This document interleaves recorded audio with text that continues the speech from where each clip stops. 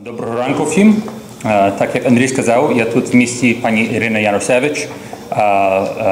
In her remarks, and I have the honor of being the conclusion here, so it's my fault if we run long. Pani Irena would like to thank the Ukrainian World Congress for the opportunity to address this body today. I would also like to thank the Ukrainian World Congress to have asked me to read her remarks today for you. Ця промова буде англомовна. To speak comprehensively on the topic I am asked to present today in a short period of time is of course impossible. It would require a book, and that's a good place to start. There is such a book, Negotiating Human Rights in Defense of Dissidents During the Soviet Era, a 2014 memoir written by Christina Isayu, the former head of the Human Rights Commission of the World Congress of Free Ukrainians. Given that today we are celebrating the 50th anniversary of the Ukrainian World Congress, it is appropriate to mention the Human Rights Commission first, which was established by the World Congress in 1969. Mrs. Isayu was well recognized in Ottawa and in Washington, D.C., in London and in New York City, in the world centers of human rights activism as a relentless advocate for human rights, and in particular, as a passionate advocate for dissidents in Ukraine. And while today's topic also asks that I address the Ukrainian World Congress's support of human rights of Ukrainians globally, for the past two generations, that would require a discussion on even more topics than can be addressed right now. For example, there is the current situation of Ukrainians living in Putin's Russia, or the plight of Ukrainians now living in illegally occupied territories of the Donbass, the response efforts of the World Congress in support of Ukrainians defending themselves, such as Patriot Defense, which was earlier mentioned by President Choli, or even the work of the World Congress through member organizations such as the World Federation of Ukrainian Women's Organizations. Through their work at the United Nations in the 1990s and early 2000s, Svoboda, representatives were the first to bring to light and then actively work to stop the international criminal trafficking of Ukrainian women through the post-Soviet mafia. I would also have to include the work of the World Congress of Ukrainians and Svoboda representatives at the United Nations today who work to publicize the current oppression of Crimean Tatars and Ukrainians in Crimea. All of these matters relate directly to the preservation of human rights. So instead of attempting the impossible, I have chosen to limit my focus on the period of the 1970s and the 1980s, generally referred to as the Helsinki movement. One could fairly state that the line of Ukrainian dissent, whether against Poland and Russia, or against the Nazis, or against the Soviets, all can be traced back for multiple generations, much more than just the 1970s, 1980s. Taras Shevchenko was, after all, a dissident. He was exiled to Central Asia, and the core group that organized the 1954 Kengir uprising in the Soviet Gulag also were Ukrainian dissidents. However, the modern human rights movement in Ukraine can be considered to have begun in the mid-1960s with arrests that accompanied Brezhnev's ascent to power in Moscow, and for Ukrainians, another crackdown which occurred a few years later with Sherbetsky's arrival in Kyiv. The dissident movement throughout Eastern Europe and the Soviet Union gained momentum with the signing of several international documents. The United Nations Universal Declaration of Human Rights, first announced in December of 1948, was finally ratified by the United Nations in 1976. The Helsinki Final Act, with a full section on protecting and ensuring human rights, was signed in Helsinki, Finland in August 1975 by the 35 countries that belong to the Commission for Security and Cooperation in Europe, later changed to the Organization for Security and Cooperation. Included in these 35 countries were the United States and the USSR. This latter document, the Helsinki Final Act, also known as the Accords, would give rise to the Ukrainian Helsinki Group. Formed in 1976 in Kyiv, the Helsinki Group would coalesce individual dissidents in Ukraine into one unified force. In the late 1950s and early 1960s, the Soviet Union underwent a brief and inconsistent period of liberalization known as the Khrushchev thaw. 1 year, the Kremlin would loosen restrictions on cultural expression.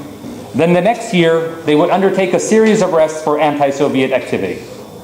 So while in 1961, writer and labor union organizer Levko Lukyanenko was sentenced in Lviv to be executed for slandering the theory of Marxism-Leninism and for agitating for Ukraine's separation from the Soviet Union, in Kiev at the same time, poets and writers Ivan Zuba, Ivan Svitlichny, and Yevhen Sversyuk were able to establish the Club of Creative Youth, Klub Tvorchoi Molody.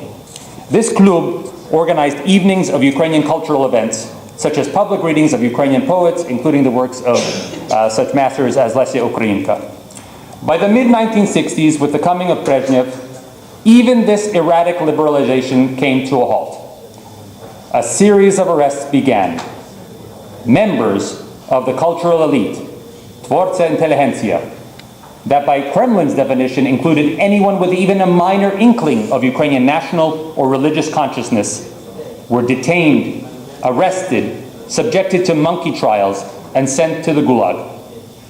This included dissidents such as the poet Alla Horska, the journalist Vyacheslav Chornovil, Mikhailo Horin, and Valentin Moroz. While some Ukrainians in the diaspora knew about the individual dissidents during this time, most, however, did not. And the dissidents themselves were varied. There were people whose motivations ranged from those whose sole goal was an independent Ukraine, to those who, as Ivan Hel, fought foremost for religious freedom, to those such as Leonid Plush, who considered himself a socialist and simply demanded that Soviet authorities hew more closely to the guarantees of the Soviet Constitution itself. The mild-mannered historian and philologist Valentin Moroz, however, was one who fully galvanized the Ukrainian diaspora into awareness and action. On July 1st, 1974, at Vladimir prison in Perm, Moroz, who had been convicted and sentenced under the infamous Article 62 of Soviet Ukraine's criminal code, anti-Soviet agitation and propaganda, declared a hunger strike. His wife contacted everyone she knew, who then contacted everyone they knew. Word spread quickly through the Ukrainian diaspora in North America and Western Europe, and information that was spread was broadcasted back into Ukraine via Voice of America, Radio Liberty, Vatican Radio, BBC, etc. This is some of the work that Stepan mentioned earlier. Ukrainian students home for summer vacations in the diaspora responded quickly. As mentioned by Yuri, organizations such as SUSK or SUSTA, the American Ukrainian Students Organization, they organized hunger strikes in solidarity. They sent information through their networks, such as SUSTA in America, headed by Eugene Ivantsiu, the other organization TUSUM, headed by future World Congress President Oskar Luzinski, PLAST, ODUM, branches and chapters of the Ukrainian National Association, Ukrainian Congress Committee of America, and the Ukrainian Canadian Congress. Hunger vigils were held in front of the Canadian Parliament in Ottawa, at the United Nations in New York, in front of the Soviet Embassy and the White House in Washington, D.C. A coordinated political advocacy effort of elected representatives was begun to demand the release of Moroz. Free Valentin Moroz committees were established throughout communities in Canada, the United States, and England. Maria Proskurenko recalled her participation in the Moroz defense actions. This is her recollection. I was in Winnipeg working at a Ukrainian culture camp. Young Winnipeggers with some out-of-towners decided to hold a hunger strike in a park in front of the Manitoba Parliament building, near the Taras Shevchenko monument. The hunger strike went on for 13 days. What stands out most in my mind was the participation of the greater Ukrainian community. We had a PR group working with the media, a medical group that worked to monitor our health, community activists interceding with elected officials in the Parliament building right behind us. They could look out from their windows and see us. People brought us tents, sleeping bags, did our laundry for us. We gave press interviews, held daily vigils. Even the Ukrainian Canadian Communist Party got involved. They sent out anonymous letters to people in the community, gently warning them that actions of these sort could have negative effects on family members in the old country. At the time, this was unfortunately a common tactic, intimidation tactic of the Communist Party of Canada. That was Maria's remembrance. After 145 days, Valentin Moroz was force-fed. His jailers relented a bit and eased the conditions of his confinement, although he would remain in prison for the next 5 years. During the time that Moroz was in prison, the Universal Declaration of Human Rights was completed and the Helsinki Accords came into force. This particular document inspired the immediate establishment of Helsinki monitoring groups in Eastern Europe and the Soviet Union. The first one was in Moscow, quickly followed, though, by the Ukrainian Helsinki group. In November of 1976, and just yesterday was the 45th anniversary. Somehow it falls that the День української мови і літератури is also the day of the створення Української Helsinki group. That should point to something. The founding members in Kiev of the Ukrainian Helsinki group included Mykola Rudenko, Oles Berznuk, Petro Grigorenko, Ivan Kandyba, Levko Lukyanenko, Miroslav Maranovich, Mykola Matusevich, Oksana Meshko, Nina Strokata, and Oleksa Tichy. Within a short time, all of them were arrested. All of them convicted and sentenced for 7 to 10 years. In defiance of this crackdown, 19 new members joined the Helsinki group. Among them Mykola Horbal, Vasil Stus, Vyacheslav Chornovil, and 7 already in prison. Among them Yuri Shukevich, Vasil Romanyuk, and Irena Senik. Orest Techakivsky, a longtime senior advisor on the staff of the U.S. Congressional Helsinki Commission, noted during his presentation last month at the UWC at 50 event in New York City that a critical vehicle for advancing freedom, human rights, and democracy, the Helsinki process would end up playing an essential role in the dissolution of the Soviet Union and the restoration of Ukraine's independence. That was because at the core of the Helsinki process, it is a concept that was anathema to the Soviet Union: individual dignity. The entire system of human rights empowers the individual and puts their dignity in the center of political reality. In contrast, the Soviet system focused on suppression of the individual. Dissidents in Ukraine immediately grasped on the importance of this document and began to monitor and report Soviet violations of the Helsinki Accords. This information was then smuggled out of Ukraine and into the West. The Human Rights Commission in Toronto, with organizations such as Americans for Human Rights in Ukraine, which based in New Jersey at the time, the Ukrainian Human Rights Committee, established by Ulana Mazurkevich out of Philadelphia in America, they would bring this information further on to the United States Congress, to the Canadian Parliament, to foreign policy officials, in order to keep them informed of Soviet violations. Now, the financial commitment of the diaspora, the organized diaspora, in support of the dissident movement in Ukraine at this point must be noted. Many Ukrainian communities organized full-scale volunteer efforts. Everything from demonstrations, to petitions, to resolutions, to lobbying elected officials, and later providing room and board in their own homes, as well as medical treatment for dissidents and their families. However, having a salaried staff at the World Congress of Free Ukrainians, led by Christina Isayev, professional staff at the Ukrainian Canadian Congress, at the Ukrainian Congress Committee of America, representative offices in Washington, D.C. of the Ukrainian National Association, then headed by Eugene Ivantsiu, and the Ukrainian Congress Committee of America's office, UNIS, in Washington, D.C., headed in those years by George Nesterchuk, Katerina Chumachenko, Miron Vasilik, Irena Chalupa, and Tamara Gallo. And then, in 1987 through 1989, also a paid staff of the United States Committee to commemorate the of Christianity in Ukraine. All of this was essential to the successful involvement of the diaspora in support of dissidents. These administrative costs for offices, staff, travel expenses provided a continuity of action and the backbone of support. Cumulatively, over the years, approximately 1975 and 1990 that we're talking about, the dissident movement, this financial support by the Ukrainian diaspora totaled several millions of dollars. The constant monitoring of the Ukrainian Helsinki Group and other regional Helsinki monitoring groups recorded a pattern of repression that not even hardened Soviet apologists could defend.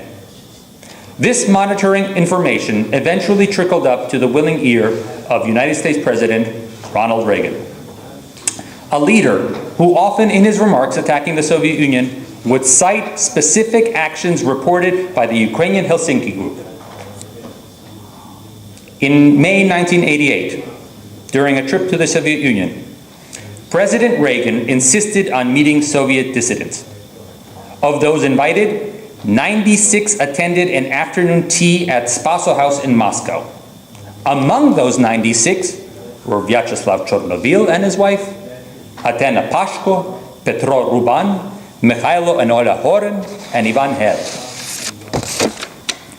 Only months earlier, both Chornovil and Horen had still been inside a Soviet prison.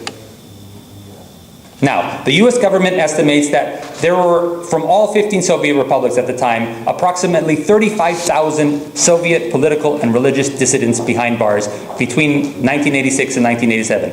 The fact that these 4 Ukrainian dissidents were among the 96 was a bit remarkable. That success can be attributed to an intense and coordinated advocacy effort by the Washington, D.C. office of the Ukrainian Congress Committee of America, board members of the aforementioned U.S. Millennium Committee, and simply Ukrainian Americans who had connections inside the White House and Congress.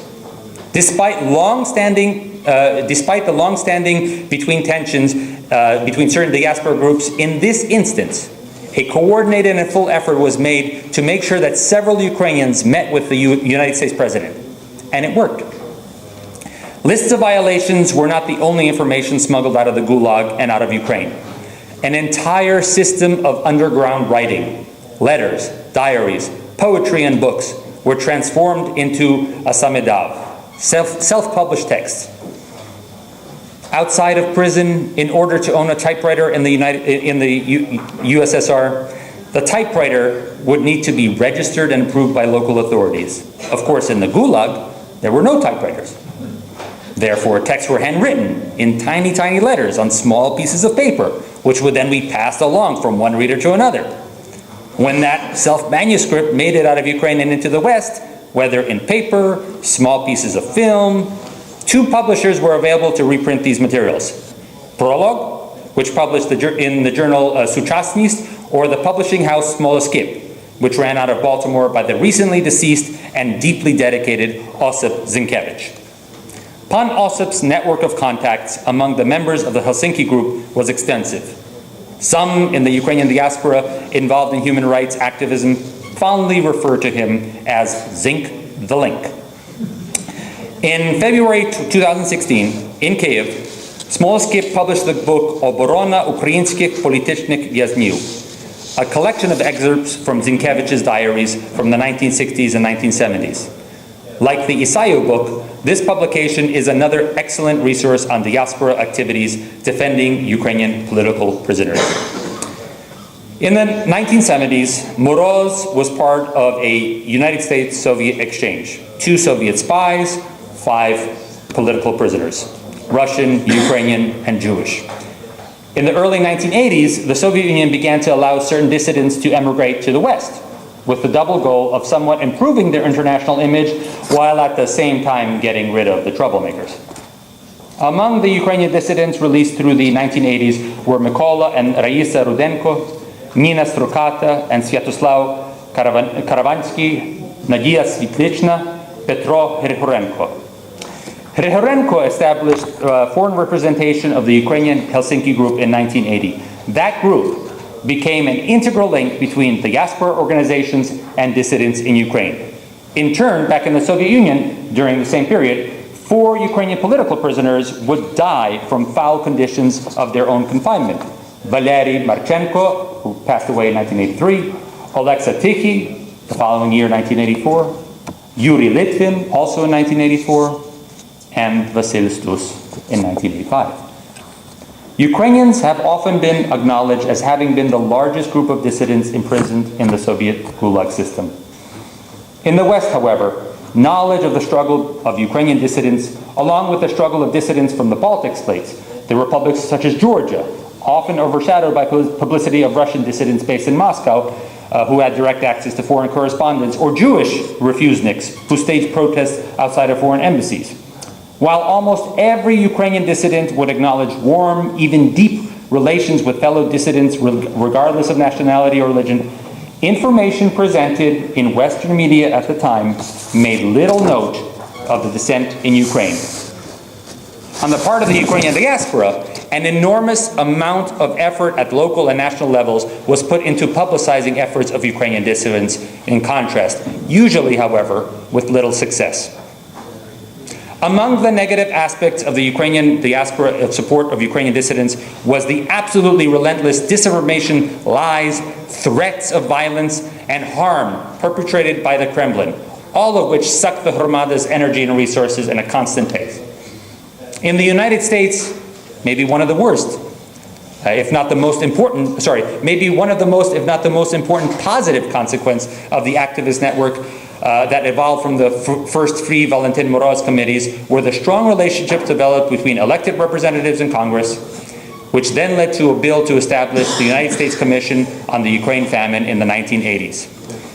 Beginning in 1989, many now former Ukrainian dissidents began to travel to the West, often with the help of the diaspora. Miron Vasilik, former director of the Ukrainian Congress Committee's office in Washington, D.C., was working at the United States Department of State in 1990 for the Assistant Secretary of Human Rights, and recalls a meeting between his boss, Richard Shifter, and Vyacheslav Chornovil. These are his words. "I remember feeling so proud that the messages Chornovil was delivering at these meetings were so much in sync, not only conceptually, but also terminology with the U.S. human rights narrative at the time. These universal concepts had taken root in 2 very different societies." When they traveled west, Ukrainian dissidents who were familiar with such documents as the United States Constitution, the Helsinki Accords, they could comfortably relate to and discuss Western political concepts with most political leaders. In many ways, they were Ukraine's best representatives prior to independence.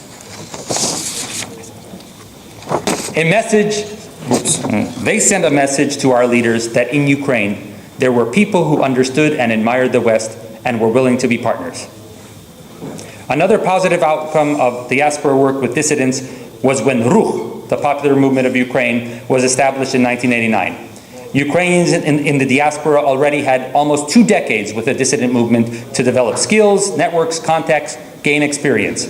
These attributes were then transferred to the establishment of political support committees like Ruch throughout North America.